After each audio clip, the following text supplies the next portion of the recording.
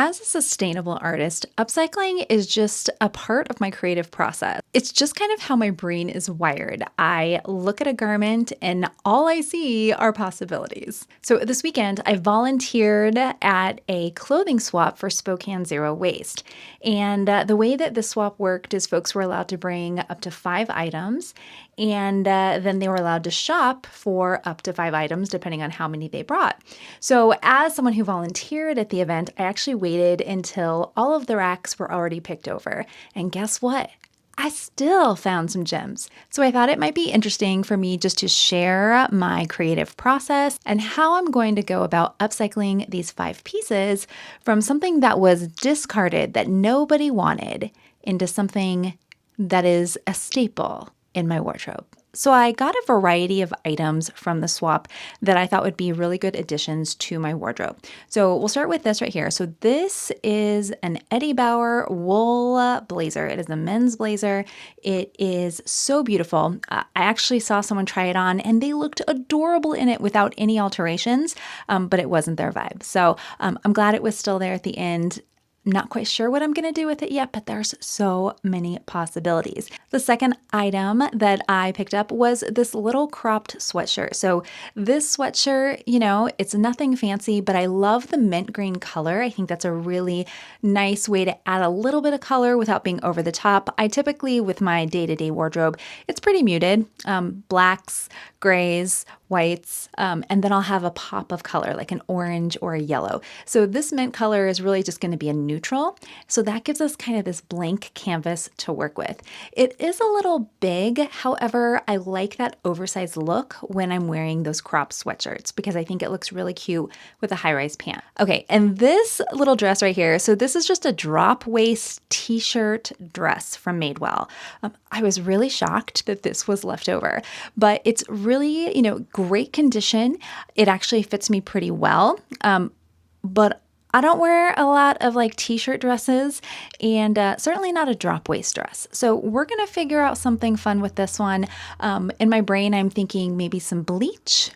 Then I did get a couple of denim pieces. So this right here, this is just a old school Walmart snap front shirt. It's adorable. It's got some holes in it. It's also definitely a little big for me, but I love the Western vibes and I love that gray denim. So there's so many possibilities with this one. And then the last item, again, another piece that I was really shocked was still there at the end, was this pair of faded black, we'll just say gray 501s. Yes, friends, these are official button front 501s. Now, are they my size? No, I think they're like 3 sizes bigger than what I typically wear. But with these, I think I'm going to keep the integrity of the actual jean.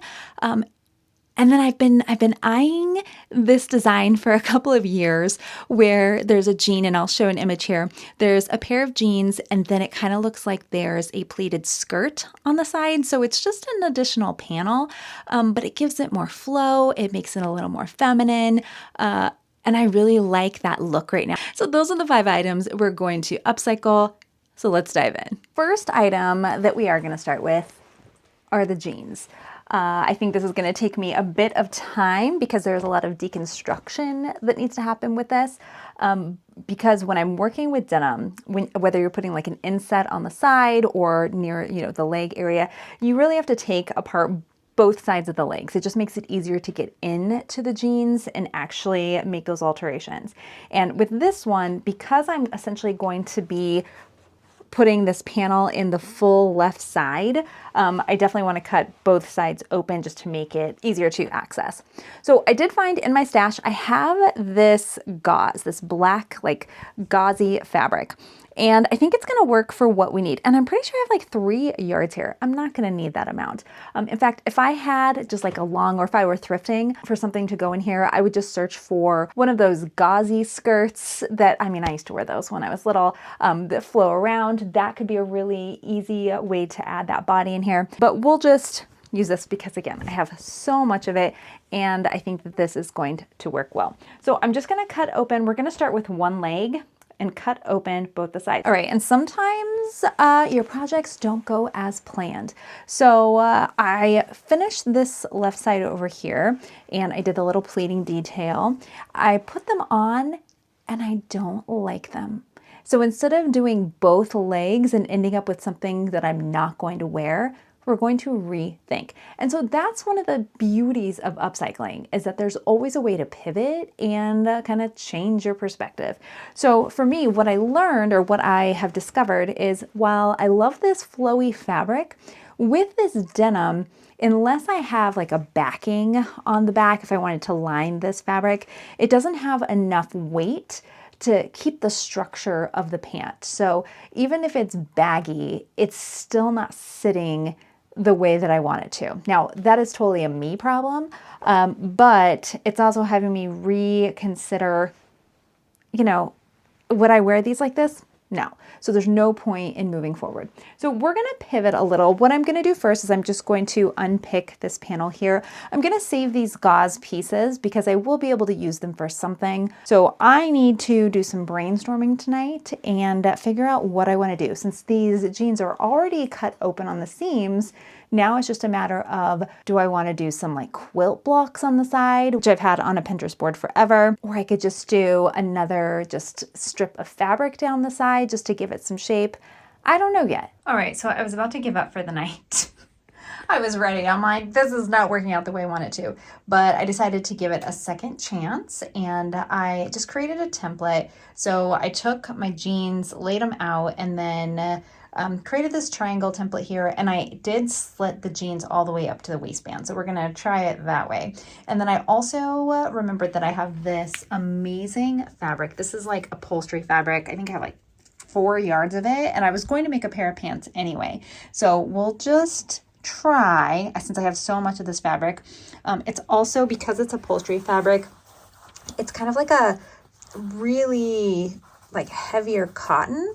So it will be a really great complement to the weight of the denim. So that's why we're going to try this. And I also love, black and white stripes. I think that'll give it something interesting. So we'll try something new.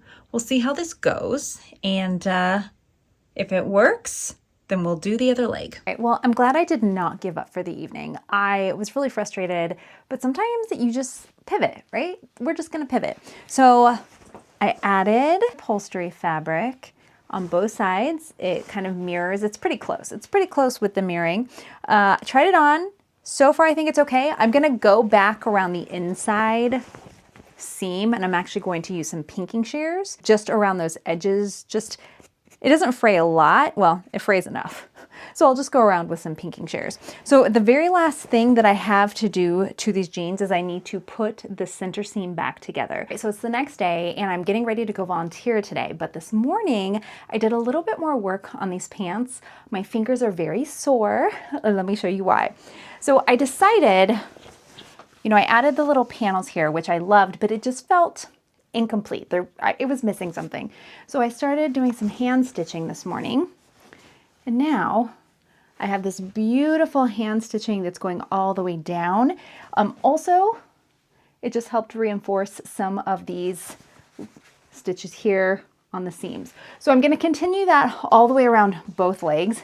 Again, that's going to take a little bit, so I'll probably work on that this afternoon. And then we'll dive into our next upcycle project.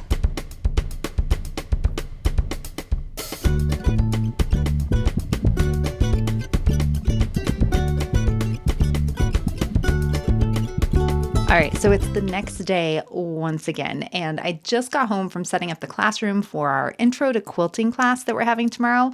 I'm really excited about this class, by the way. It's the first one that we're doing, and our teacher is such a kind and amazing human and so organized, which is a big deal.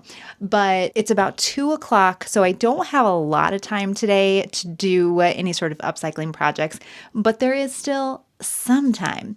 So I think I'm going to do one of the easier upcycles.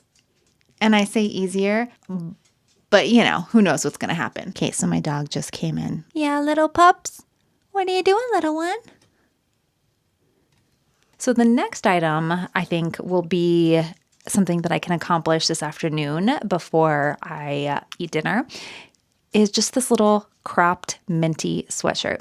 So with this particular item, it's in pretty good condition. It has some pilling. It looks like they washed it with something dark. So there's all these like dark little spots on it. I thought they were stains, but as I went and started picking at them, it's just fabric. It just needs to be taken off. So I actually have a sweater shaver that I'm going to use for that. And then we're going to do just a little reverse applique over that heart. I think I'm going to do a star instead. So I'm going to shift gears just a little bit. And this is what happens in the creative process. I start playing around with it and, my mind goes in a million different directions, but I have a goal to get this done. So we're just going to go with it. So originally, I wanted to do a star. Well, I started tracing out the star, but in order to cover this large section of text, it would have to be a pretty big star. And I don't want to ruin the structural integrity of the top by doing reverse applique. So then, of course, my brain started thinking, oh, well, I could just do applique and stitch directly on top of it, which, yes, that is still another great option. But I also could just kind of use this heart as a little template.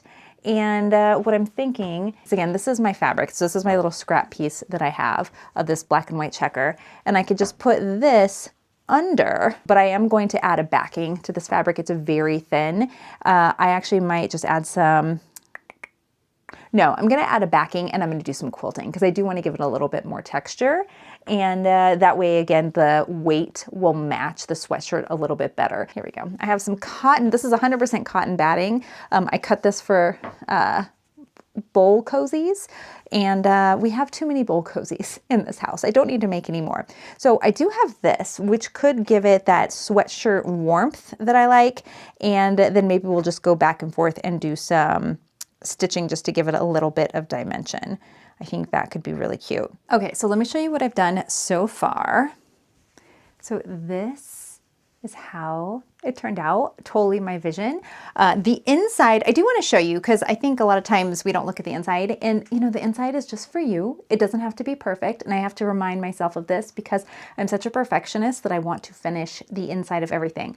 Now, do we want items to last a long time, have that longevity so they don't end up in the landfill? Of course we do. So I'm just going to show you how I finished this because this is a pretty thick quilted piece. So in addition to going around with hand stitching around the heart, which also reinforced those edges down or put them in place, I also went around and just did a blanket stitch with that thread. That way it'll help to prevent any additional shedding that might happen with the sweatshirt. But it's super soft. Again, using this cotton batting was a really great choice. And then the last thing I'm gonna do, so I still have to use a sweater shaver, but honestly, that's just gonna clean up some of the pilling. It's not gonna change the structure. I've marked here on both sleeves, right here, for our thumb hole. All right, so the second upcycle is complete. So I added my little thumb holes on both. I did the hand stitching and it's got that DIY vibe, love it. And this just turned out so stinking cute. I actually might wear this to class tomorrow because I'm pretty pleased with it.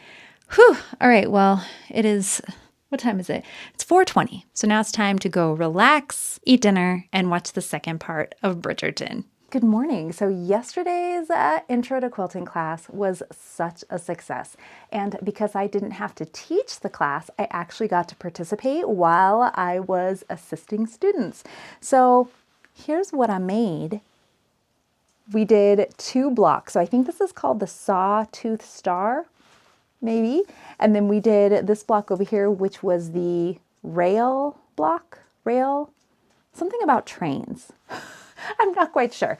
But I made this entire tote bag yesterday, and she actually had all the fabrics and everything. So not quite the color story that I would typically choose, but I think it'll definitely make a great gift. Or what I'll probably actually end up doing is putting this up in the studio, and that way students can see what they could make in that class, because I feel like we're going to do it again. It was so much fun, and I feel like the students were really inspired, and so was I. So today we are ready for our third upcycle in our series. And again, I want to do another simple upcycle. So today's upcycle, we are going to start with this. We may only get to this, but we're going to start. This is the Madewell drop waist dress. I don't want to go too wild with it.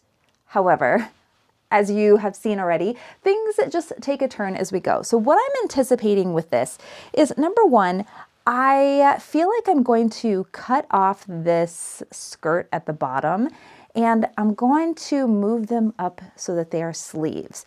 So I should have enough fabric that I can actually just add those right to the sleeve portion of this tank dress. The shape of it is a little racer back, so it does go in a little bit further, but I think since I have so much flouse with that ruffle, it'll just give it a little bit of movement, and I think that's what I'll do. And then I'll also crop this up just a little bit. So that's the plan for the overall structure. Now, the look of the item, I do want to alter it slightly. It's a blank canvas, right? It's a black t-shirt material. So what I'm thinking is, during the pandemic, I made this shirt. This is one of the only bleach projects that I've ever done. And I love it. I love that it's not a specific pattern. It's literally just bleach. And I remember taking the shirt, putting it in the shower, putting Clorox bleach in a spray bottle, spraying it down, letting it sit, and then washing it out. That is all I did. And this is one of my go-to oversized t-shirts that I wear just because it has so much dimension. Now, what I really want though is, a lot of times, depending on the bleach that you use, your item can turn orange. And you may know, I have a little love for the color orange. So especially with black and orange together, just that kind of rust color, I really, really love it. So this morning I had the husband pick something up that we don't normally use in our house, but it's this Clorox bleach gel. Okay, so it's just like a clinging bleach gel. And I've heard from folks that that works really well for like painting, if you're gonna paint with bleach. I'm not really planning on painting with bleach. So I'm just gonna probably spray it down, maybe have some like random splatters all over it. Again, not gonna get too crazy, but what I think I might also do is, in the very front, do a shape. Okay, right here, just bleach out this little shape and then print some letters on my Cricut and then put that over the front. So that is the full vision. That is what I'm imagining. I did actually do a little test this morning. So I have my window open. It is still winter here. I think it is maybe 40 degrees. I do have my window open because I want to make sure we have some ventilation. Very important when you're working with bleach. If you work with bleach, I'm going to tell you, use every safety precaution, okay? So what I'm showing you, just make sure that you are taking that into consideration. So I have the gel. I also have some paintbrushes and I have some gel in here. So originally I tried a stencil. It's wet and it wasn't that great, okay? But I did a stencil and I drew around it and it was okay. But again, it wasn't quite the, how do I say, like easy breezy look. Like I just wanted to look like I didn't try. That's the look I'm going for. And then I also put some in a spray bottle that I have, and I sprayed it, and this I really like the look of. So we're actually going to take our dress outside instead of trying to make a mess. Actually, no, I'm going to take it into my shower because I think it'll do better in the shower. It's fully encased or fully enclosed, and you know, this is cleaning material anyway. We can just use it to clean. So that is the plan. But I am going to start with the oval, and I do have a stencil. In fact, I have a whole selection of stencils because, you know, I was into painting for a good year there. But I have just these little stencils, and I think I'm going to take this oval right here, and this will be the size that's going to be on the front of the shirt. I really like that idea. And then what am I saying? I've been dying to put this saying on a shirt for a very long time, but I'm not going to tell you. You're going to have to stick around. I'll show you when it's done. That'll be the big reveal, but I'm pretty stoked about how this is going to turn out. So I'm going to go ahead and I'm going to bleach it first because, you know, I'll be moving those sleeves around and I feel like I should bleach it first because you have to wash it and dry it, and I would rather do that with the structural integrity as it is. And then once it's dry and the bleach is deactivated and no longer working, then we'll do the deconstruction process. So I may start another project after that because it is going to take a few hours to go through the washing and drying process. But let's go ahead and start with the bleach. Okay, let me give you a status update on where we are with the dress to top situation. So here is how the bleach turned out. I love it so much. This is exactly what I envisioned, kind of just like this chaotic spray of bleach. I did use the peroxide to neutralize it, and then I washed it and dried it. So there's no smells, everything should be great. And then the last thing I did here was I took my Cricut and I went in Canva and just made this little design, and then I ironed on this vinyl to the front. So really, the last step is going to be to crop this, take this ruffle, and turn it into 2 sleeves. And because it's knit, I'm gonna try using my serger. I do have black serger thread in there, so we'll see if I can get it to work. But anyway, just wanted to give you the little update. We're almost done. Another project checked off my list. And then I realized as I was walking around the house, I have many more upcycle to do projects. So if you're liking this kind of content, let me know down below because this is really motivating me to get my stuff done. But now let's do the sleeves. So I just did this sleeve over here. Need to cut off some extra fabric. And I'm looking at it for the first time. Oh my gosh, it's so cute. Look how it turned out. I love it. Okay, so we're just going to do this second sleeve over here. Again, I don't use this serger very often, so I had very low hopes that it would continue to work the way I wanted it to, but it seems to be doing just fine. The one issue I'm running into, there is this like, with this Madewell dress, it looks like a plastic band that's around the skirt portion that we're turning into sleeves. And so that's having a hard time cutting through on my machine. Again, I know I need a new, I should just take this to get serviced. I know it. And maybe I would use it more often. I don't know. But we're going to start this side, same way I started the other side. And essentially what I'm doing is I'm sealing up the armhole first, and then I'll go around and do the rest of the sleeve.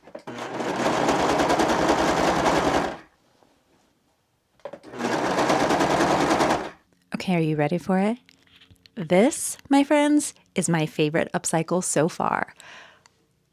It has so much movement, and the only amount of waste that I had from this upcycle is this little tiny piece right here. So that to me is a success. I decided I wasn't gonna hem the bottom of the top. I love the high-low. It's not gonna fray or anything, so I am totally fine with leaving it alone.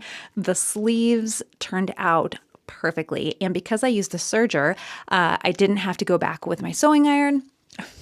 I didn't have to go back with my sewing machine. So this was actually a really quick upcycle, minus the hours it took for the bleaching process.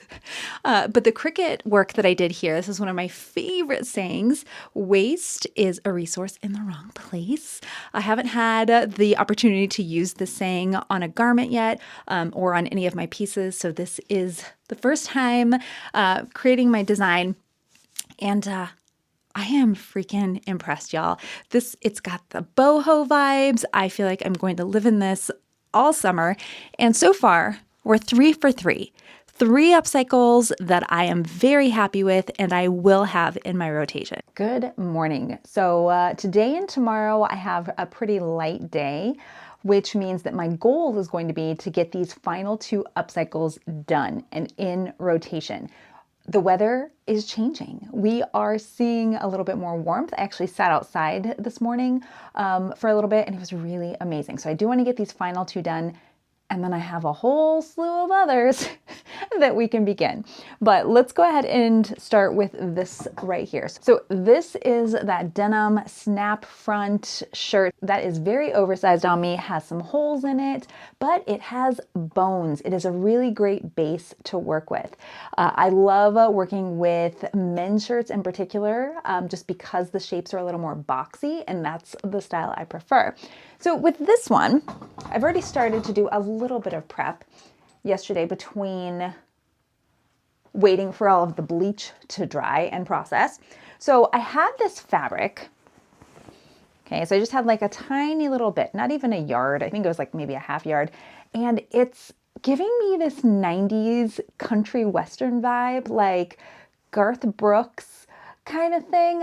I don't know why, but because this gray shirt has the little points in the front and it's more of that western snap front shirt, I decided I would really lean in to that vibe, to more of like the 90s country western. You know, that's what I'm feeling. So I do want to add a little bit more femininity to this top, but what I did so far, so I just used this scrap paper and here, and I just kind of traced the shape that I was looking for.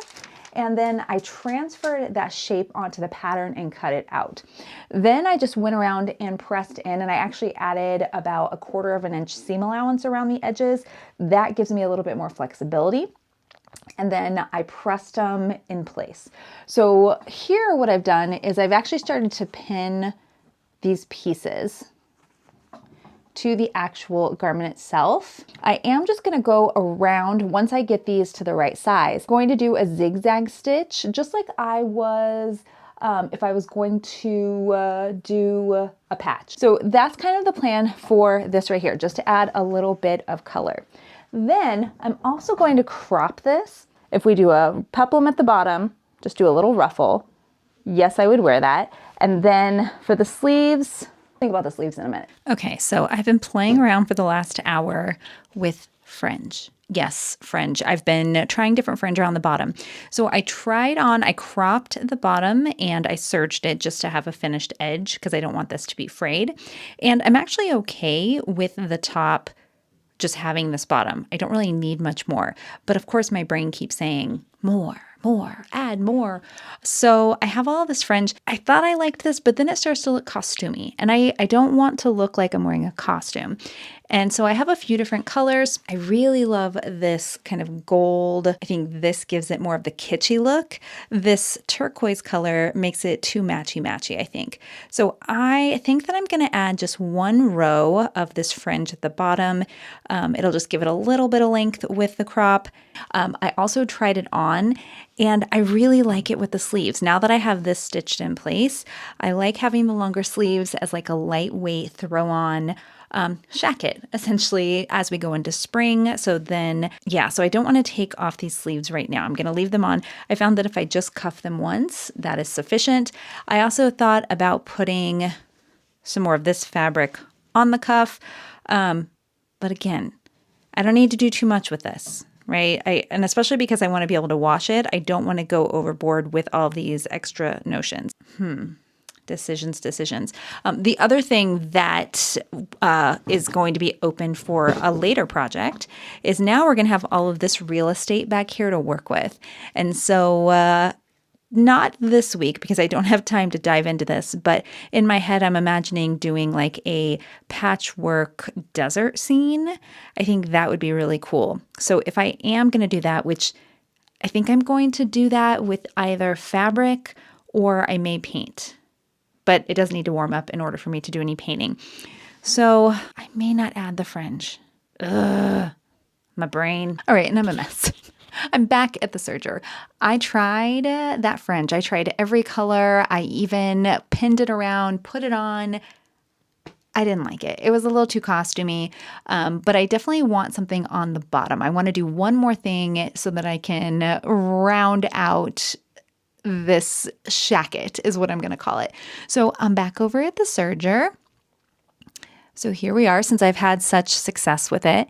And what I ended up doing is the bottom pieces of the top that I cut off when I cropped it, I actually cut those into two even-sized pieces, and then I stitched them together. So that gave me double the width of the waist of this top. So now what I'm doing is I folded it in half and pressed it, and I'm just finishing these raw edges. Then I'm going to attempt to use my pleating presser foot. Yes, friends, I have a presser foot that makes pleating amazing. Not sure how it's going to work with denim, but we can give it a go. And if that doesn't work, then I will just do the tried and true method of gathering by doing 2 rows of basting stitches and then just pulling them and gathering them that way. So a couple of different options, but right now I'm just going to serge this. We're going to pleat this down or gather this down to 46 inches, I think is the total circumference. And then I'll just stitch it to the bottom of the shirt. Okay, so I just finished my jacket. There were so many iterations of this and I ripped so many things out. But okay, I have this very feminine bottom seam and it adds about 1 inch. So, which is great because I wanted it cropped, but I didn't want it to be uber cropped. So I did these like zigzag stitches. So you can tell that it was like intentionally supposed to be DIY like this. Like that's what I wanted. I didn't want it to look like you just went to the store and got something off the rack. I also added up here to the collar some red zigzag, which I really love. And then I starched the collar. It feels a little wet, so I need to like do another press on it. But then there are the shoulders. And then again, I just cuffed the jacket because then it still gives me this nice roomy feel. And then the back is going to be open as a canvas for the summer. So the back just looks like this with the little ruffle down here. And that is it. I love it. I know I keep saying that about every single piece I make, but because I'm making things with intention and really thinking through what I'm doing, not just, I think a lot of times I do techniques because I want to try them and then I don't like the outcome. So this week, it's been amazing to just look at a piece one at a time and be driven by the piece itself and not be driven by a technique, if that makes any sense at all. But alas, I did not get to the blazer. So tomorrow we will pick back up, but I'm feeling pretty good. All right, we are officially starting our final upcycle of the week. This is 100% wool blazer. It is a women's blazer. I think when I introduced it earlier in the video, I said men's blazer, but it is a women's blazer. It is probably from the 90s. It has an Eddie Bauer label, definitely an older style. It has some very large shoulder pads, but overall, minus a little bit of pilling, it's in amazing condition. Now, with 100% wool, typically what I would do is I would take the fabric and I would make some things out of it. So, at the holidays, we had a class that we taught on oven mitts, and wool is a great fabric to have for oven mitts. Also for ironing pads, you can have wool ironing pads. But I don't want to take away from the beauty of this piece. I love the plaid. So what I think that I've decided to do after looking at tons and tons of photos online is I think what's going to work for me is to alter this jacket by turning it into a vest, because that is something that I will wear. As we go into spring and summer, wearing a full-on blazer with sleeves, it's not going to get anywhere. So I want to, again, focus on that continued wearability that I will have as we move into the next season of this year and down the road. So I think what I'm going to start with is I'm going to remove the sleeves, and then I'm also going to take out the shoulder pads. Again, I love an impactful piece. I love big shoulder pads, but because it doesn't fit me, it comes way off the shoulder. So I may be able just to grade down the shoulder pads once I cut this open and see. But as we found from the previous upcycles, once I dive into it, who knows what it's going to become. Also, I had already mentioned you can use wool for like an ironing mat. All right, well, I have one of these old, let me show you here, one of these old ironing boards. It's just a little teeny tiny, like it's one of those little small portable ones. And yes, this is the sweater that I was wearing. So this is one of those old ironing boards. Okay, it's super small. It's meant for really small spaces. It works in my space. However, it does not have any like puff to it. It's very much metal. What I'm thinking is that we could take the sleeves and utilize those, so that way we don't end up with waste of this amazing fabric. And so I'm thinking that would be a great idea, that I could take the sleeves and then stitch them together in such a way that it would be kind of the padding for my iron. So that's something that I'm going to plan to do with the sleeves as I remove them. So this is why I feel comfortable taking them off. So let me go ahead and start by taking the sleeves off, see what we're going to work with, and then we can go from there. So what I am going to do next is, now that I have it separated and I have the shoulder pads out, I'm going to go do a stitch around the armscye area to stitch the lining and the outer together, just so there's no movement. So once I stitch those together, my next idea, I've got an idea. I was thinking I would just do bias binding. I love bias binding. It's an easy way to finish seams, and I really like the way it looks. Now, I could just do like a solid black, which, you know, would be a little boring. What if we bring back some of the black and white checker that we used on our sweatshirt this week, and we create the binding out of that? So what if we did something like this? The black and white with the plaid. I think that works. And then it's just a great way to finish it. And then maybe I can incorporate some more of this, possibly across the pocket, or I wouldn't even need to. It could just be, this is the arm binding. And then again, I don't have to go too wild on this jacket, but I could. All right, so let's go ahead. I'm just gonna do about a 1/2 inch stitch to hold everything together around both sleeves. Then I'm gonna cut some binding out of the black and white checker, and we're gonna finish these sleeves and see where inspiration takes us next. And I know I've said like every piece I've done this week is my favorite, but come on, just look.